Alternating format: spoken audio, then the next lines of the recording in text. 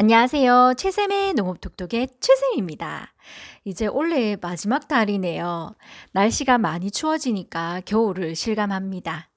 동해 피해가 없을 정도로만 추웠으면 좋겠는데요. 동해 피해는 나무의 상태에 따라 다르다고 말씀드렸습니다. 적정 착과하시고 수확 후 양분을 저장할 시간을 갖고 단풍이 잘 든 경우에 그 반대의 경우보다 나무 내 탄수화물 농도가 높기 때문에 분명 저온에 견디는 힘이 강할 것입니다. 올겨울 많이 춥다고 하는데요. 아무쪼록 동해 피해가 없었으면 좋겠습니다. 요즘은 토양검사 시비처방서 상담이 많은데요. 여러분들도 토양검사 하시고 시비처방서 다 받으셨죠? 처방서를 보면 7가지 토양검사 결과가 나오는데요.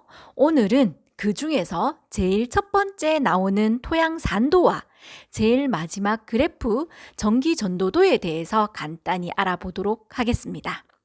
토양 산도와 전기 전도도는 내 토양의 전체적인 종합 평가이기 때문에 정말 기본이고 아주 중요한 부분인데요. 우리 사장님들께서 잘 모르시고 계시더라고요. 모든 것은 기본이 95%인데 우리는 그 중요한 기본은 놓치고 나머지 5%의 큰 노력과 비용을 들이기 때문에 손해를 많이 보고 있는데 그것을 잘 모르고 있습니다. 이제는 우리가 이런 것도 좀 알고 농사를 지어야 비료 사용도 효과적으로 할 수 있고 농사 짓는 비용도 줄이고 내 포도의 품질도 좋아집니다. 그런데 이걸 도대체 어떻게 어디서 어디까지 설명을 하면 이해하실 수 있을까 고민이 진짜 많이 됐는데요. 최대한 쉽게 설명드리도록 노력하겠습니다. 다소 어려우실 수 있지만 꼭 아셔야 하기 때문에 끝까지 들어보시고 한번 들어서 안 되면 자꾸 들어보시고요.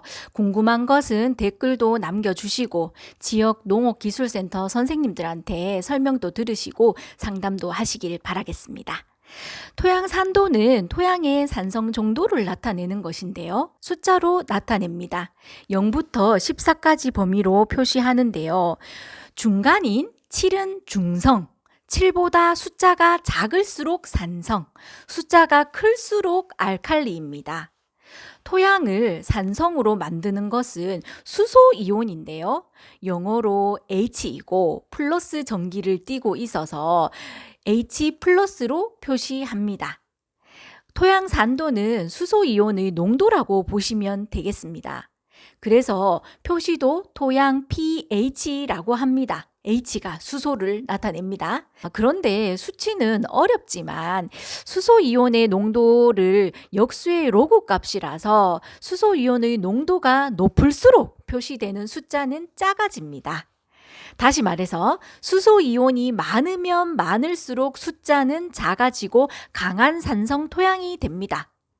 뭘 잘 몰라도 느낌으로도 우리 산성 토양 하면은 좋지 않은 느낌이 들지요.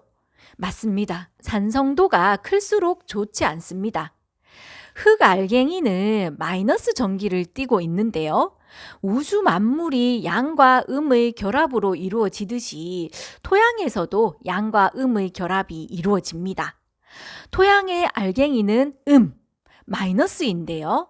그러면은 양인 플러스 양분들이 붙겠지요. 수소이온이 많아서 산성 토양이 되면 이 토양 알갱이에 수소이온들이 너무 많이 자리를 차지하게 되어서 작물들이 흡수해야 할 양분들, 예를 들어서 칼리, 칼슘, 마그네슘 같은 주요 양분들이 붙을 자리가 없게 되고 뿌리가 필요한 양분을 골고루 흡수하는 데 문제가 생겨서 양분의 불균형이 발생하고 영양장애가 발생하게 됩니다. 양분 불균형에 의해서 특정 양분이 과잉이 되거나 결핍이 되거나 하는 그런 생리장애가 발생하게 되는 것이지요. 참고 자료에서 보시는 바와 같이 토양 산도가 중요한 이유는 토양 산도에 따라서 양분 유효도가 달라집니다. 작물마다 적정 산도의 범위가 조금은 다를 수 있는데요. 블루베리 같이 pH 4에서 5 정도로 산성토를 좋아하는 작물을 제외하고 대부분의 작물의 양분 흡수는 pH 6에서 pH 7까지의 범위 내에서 질소, 인산, 가리 등 주요 성분 및 미량 요소들을 원활하게 흡수할 수 있는데요. 그때 산도가 적정하다라고 해서 적정 산도라고 합니다. 적정 산도 범위에 들 때에 양분을 균형적으로 잘 흡수할 수 있는 토양 상태가 된다는 것을 말합니다. 그런데 pH 6보다 낮은 산성이 될수록 또는 토양 산도가 높아서 pH 7.5 이상의 알칼리가 될수록 주요 양분들은 유효도가 크게 떨어지게 됩니다. 특히 강산성일 때는 알루미늄이나 철, 망간 등이 과다하게 활성화되어서 작물의 생육을 저해하고 미생물의 활동도 나빠지게 만들어서 토양의 유기물 분해나 토양의 물리성에도 좋지 않게 되고 강알칼리가 될수록 철, 망간, 붕소 등의 미량요소 흡수가 불량하게 되어서 결핍이 또 발생할 수가 있습니다. 따라서 적정 산도를 유지하는 것이 양분 흡수에 중요합니다. 작물마다 다소 좋아하는 양분들이 차이가 있어서 적정 산도는 조금씩은 다를 수 있는데요. 샤인머스켓 같은 경우 칼슘 및 질소, 인산, 가리 양분 유효도가 적당한 pH 7 전후가 적정 산도라고 합니다. 토양은 어디에서 왔습니까? 바위라고 하는 큰 암석이 깨져서 오랜 세월을 거쳐서 흙이 된 것입니다. 노래도 있죠. 바위돌 깨트려 돌덩이, 돌덩이 깨트려 자갈돌, 자갈돌 깨트려 모래알, 이런 노래 있잖아요. 우리나라 토양의 70%는 산성인 화강암에서 나온 토양으로 근본적으로 칼슘과 마그네슘 등 알칼리 양분이 부족한 pH가 낮은 산성 토양인데요. 이 산성 토양에서는 위에서 설명한 바와 같이 양분이 부족하기 때문에 수량도 떨어지고 품질도 떨어져서 양분을 균형적으로 잘 갖춘 토양에 비해서 상대적으로 농사가 안 됩니다. 그래서 정부에서는 오래전부터 지금까지도 산성 토양의 개량을 목적으로 석회고토를 지원하고 있습니다. 석회고토의 석회는 칼슘이고 고토는 마그네슘입니다. 산성을 중화할 수 있는 알칼리인 칼슘과 마그네슘이 들어있는 토양 개량 비료를 필요한 만큼 사용함으로써 우리 토양 산도를 중화시키는 것입니다. 따라서 토양 검정 후에 산도가 낮은 산성 토양인 경우 석회고토나 소석회가 처방이 됩니다. 자료에서 보시는 바와 같이 이 밭은 산도가 현재 5.2인데요. 산도가 이 정도 되면 질소나 인산 등 비료를 주어도 뿌리가 흡수하기가 어려워서 비료 사용 효과가 절반으로 떨어질 수 있습니다. 적정 산도로 교정이 필요하기 때문에 비료 추천량에 보시면 제일 오른쪽 부분에 소석회와 석회고토 처방이 나와 있습니다. 소석회로 294kg, 석회고토로는 333kg로 처방되어 있습니다. 석회고토와 소석회 둘 다 하라는 것이 아니라 둘 중 하나만 하시면 됩니다. 석회고토와 소석회의 차이는 칼슘 함량과 마그네슘의 있고 없음의 차이입니다. 마그네슘이 부족한 경우 석회고토를 쓰시면 되겠습니다.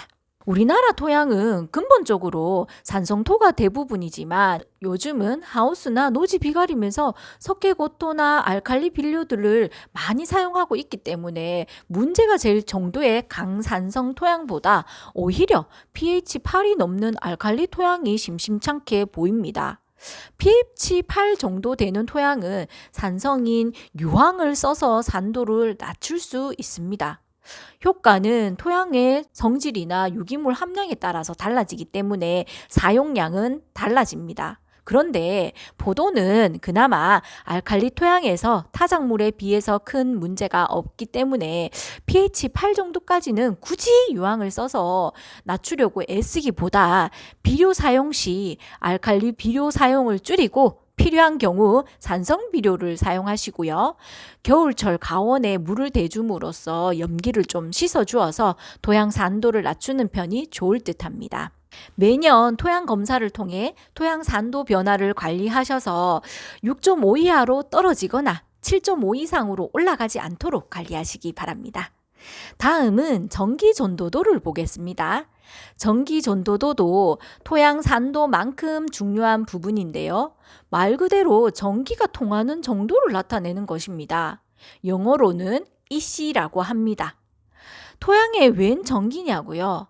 토양 속에 무기 양분이 많은 경우 양이온과 음이온이 결합하여서 염류로 집적이 되는데 비료 성분들은 물에 녹아서 전기가 통하게 됩니다.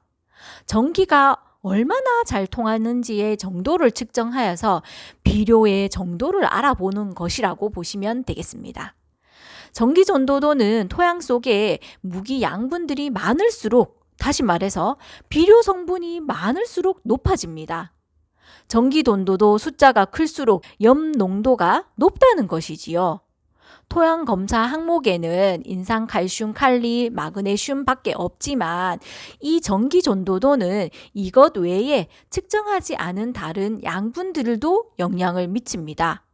전기 전도도가 높다면 무슨 양분인지는 모르나 전체적으로 양분이 많아서 염 농도가 높고 전기가 잘 통한다는 것입니다. 여러분들 검사 결과는 어떻습니까? 전기 전도도가 높은 것이 좋습니까? 결론부터 말씀드리면 숫자가 높으면 안 좋은 것입니다. 토양에서 자라는 대부분의 작물들은 전기 전도도가 2 이하일 때 정상적으로 자랄 수 있습니다. 2가 넘어가면 남아 도는 비료가 그만큼 필요 이상으로 많다는 것이고 그 수치의 정도에 따라서 작물 생육에 악영향을 미칩니다. 토양에 남아도는 비료가 많아서 전기 전도도 EC가 높아지면 뭐가 문제가 됩니까? 뿌리의 양수분 흡수를 방해합니다. 뿌리의 양수분 흡수 원리를 제가 자주 말씀드렸죠. 뿌리의 양분 농도와 토양의 양분 농도 차에 의해서 물이 흡수되는 삼투압 원리에 의해서 흡수되는데요. 저농도에서 고농도로 양수분이 이동합니다. 따라서 뿌리가 양수분 흡수를 잘 하려면 뿌리의 양분 농도에 비해서 상대적으로 토양의 양분 농도가 저농도가 되어야지 흡수가 잘 될 것입니다. 그런데 토양 속에 우리가 사용한 비료들이 많이 축적이 되어서 토양의 양분 농도가 뿌리의 양분 농도보다 상대적으로 높게 돼버리면 역삼투가 되어서 뿌리에서 수분이 토양으로 빠져나가 버리기 때문에 뿌리가 죽게 되고 작물 생육이 어렵게 됩니다. 토양의 비료 농도가 높다는 것은 배추를 소금물에 절이는 것을 생각하시면 제일 이해가 쉽습니다. 뿌리는 우리가 눈으로 볼 수 없어서 생각을 잘 못하는데요. 전기 전도도 2를 초과하게 되면 수치의 정도에 따라서 뿌리의 양수분 흡수에 지장이 있게 되는 것입니다. 전기 전도도가 높은 정도에 따라서 뿌리의 양수분 흡수는 원활하지 않게 되고 참고 자료와 같이 극단적으로 EC가 높은 경우 재배를 포기하는 경우도 발생됩니다. 요즘 샤인 농가에서 무분별한 비료 사용으로 전기 전도도가 2 이상인 밭이 정말 많습니다. 2 이하가 되도록 관리하시기 바랍니다. 오늘 말씀드리고 싶은 것은 필요 이상으로 간행적인 비료 사용으로 인해서 토양 염류 집적이 해가 갈수록 심해져서 전기 전도도가 높아지고 있으니까 꼭 필요한 경우 필요한 만큼만 비료를 사용하시라는 것입니다. 토양에 양분이 부족할 때에는 분명히 비료 사용으로 재배에 도움이 될 수 있지만 많으면은 오히려 독이 될 수 있습니다. 검사 결과에는 밥 반 공기만 드세요라고 나와 있는데 아이고 그거 먹고 힘쓰겠냐고 3그릇 4그릇 먹이면 어째 되겠습니까? 잘못된 사랑이고 욕심입니다. 저희 지역에 샤인 농사 1등 하시는 분이 계신데요. 비료 사용은 꼴찌입니다. 그분은 비료값도 안 들고 포도 품질 좋아지고 2배로 이득을 보고 있습니다. 생각해보면 사람도 똑같네요. 너무 못 먹어서 영양실조에 걸릴 수도 있지만 요즘 주위에 영양실조 걸리신 분들 계신가요? 요즘은 필요 이상으로 넘치도록 잘 먹어서 성인병이 걸리신 분들은 많으십니다. 저도 체지방이 많이 쌓여서 먹는 것을 좀 줄여야 되는데요. 저녁 한 끼 안 먹으면 몸이 바뀌고 건강해진다는 것을 분명히 잘 알고 있습니다만 그게 쉽지는 않네요. 맨날 다이어트는 내일부터입니다. 오늘은 토양산도와 전기전도도의 의미와 중요성에 대해서 알아보았는데요. 이제는 우리가 기본을 알고 기본에 충실한 농사를 지었으면 좋겠습니다. 늘 부족하지만 조금이나마 도움이 되었으면 좋겠습니다. 오늘도 최쌤이었습니다.